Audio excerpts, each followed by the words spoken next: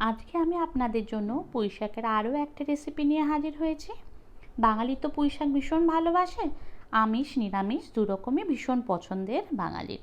তো আমি আজকে মাছের মাথার তেল পটকা দুটো দিয়ে এই রেসিপিটা বানাবো। তো বন্ধুরা কেমন আছেন সবাই? আশা করি আপনারা ভালো আছেন, সুস্থ আছেন।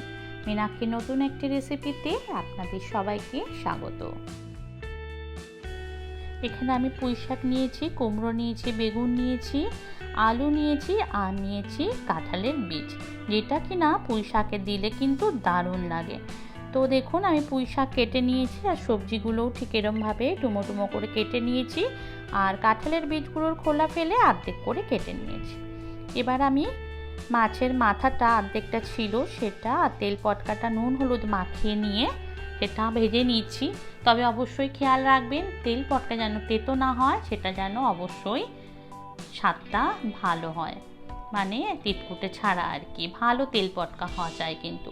তো এটা আমি ভেজে নিলাম, দেখুন কতটুকু তেল দিয়েছিলাম আর তেল পটকা থেকে কতটা তেল বেরিয়েছে। পাঁচফোড়ন অ্যাড করলাম, এর মধ্যে দুটো তেজপাতা দিলাম। আমি কিন্তু বিশেষ কিছু মশলা অ্যাডই করব না, শুধু পেঁয়াজ কুচি, নুন হলুদ, ব্যাস, আর কিচ্ছু দেব না এই তরকারিতে। এটা মাছের মাথাতেই স্বাদটা দ্বিগুণ হয়ে যায়। তো প্রথমে ডুমো করে কেটে রাখা যে বড় সবজিগুলো সেগুলো আগে ভেজে নেবো আর কাঁঠালের বীজগুলো। তো বন্ধুরা চ্যানেলে নতুন হয়ে থাকলে অবশ্যই চ্যানেলটা সাবস্ক্রাইব করে বেল আইকনটা প্রেস করে দেবে আর লাইক কমেন্ট শেয়ার করে পাশে থাকার অনুরোধ রইল। কিছুটা নেড়ে চেড়ে নিয়ে 2-3 মিনিট বাদে দিয়ে দিলাম মোটা মোটা পুঁই শাকের ডাঁটাগুলো, কারণ এগুলো গলতে একটু টাইম নেয়। তো মোটা সবজি আর ডাঁটাটা আর কাঁঠালের বীজ ভেজে নেওয়ার পর একটু ঢেকে দিলাম যাতে নরম হয়ে যায়। আবার ভালো করে নেড়ে দিচ্ছি ঢাকা খুলে। এভাবে ঢাকা দিয়ে দিয়ে মিডিয়াম আঁচে রান্না করলে সমস্ত সবজি গলে আসবে আর আপনাকে এতটুকু জলও দিতে লাগবে না। জল ছাড়া রান্না করলে এই তরকারির স্বাদ আরও বেড়ে যায়। দিয়ে দিচ্ছি লঙ্কার গুঁড়ো আর হলুদ গুঁড়ো। তো বলেছিলাম বেশি মশলা দেব না, লঙ্কার গুঁড়ো আর হলুদ গুঁড়ো, নুন আর একটু মিষ্টি, ব্যাস। এই রান্নাটা আর কোনো মশলাই লাগবে না। এবার দিচ্ছি বেগুনগুলো, কারণ বেগুন খুব তাড়াতাড়ি গলে যায়। বেগুনগুলো দিয়ে পুঁই শাকের পাতাগুলো দিয়ে আমি এবার ঢেকে দেব, একটু কমে গেলে তারপর নাড়াচাড়া করব। ঢাকা খুলে দুটো কাঁচা লঙ্কা এবার অ্যাড করব, তারপর আবার ভালোভাবে মিশিয়ে নেব। যে কোনো রান্নায় কাঁচা লঙ্কার গন্ধটা কিন্তু অসাধারণ লাগে। নুন দিয়ে দিলাম।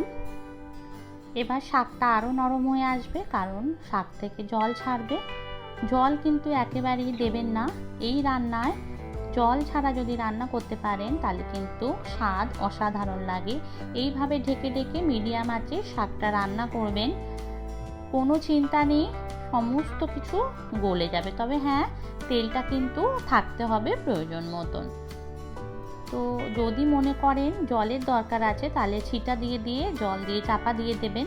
আমি এবার মাছের মাথাগুলো অ্যাড করছি, কারণ মাছের মাথা গলতেও টাইম নেবে আর সমস্ত ফ্লেভারটা এর মধ্যে চলে আসবে। আবার খুব ভালোভাবে মিশিয়ে দিচ্ছি। এবার সমস্ত মিশিয়ে দেওয়ার পর আবার ঢাকা দিয়ে দেব।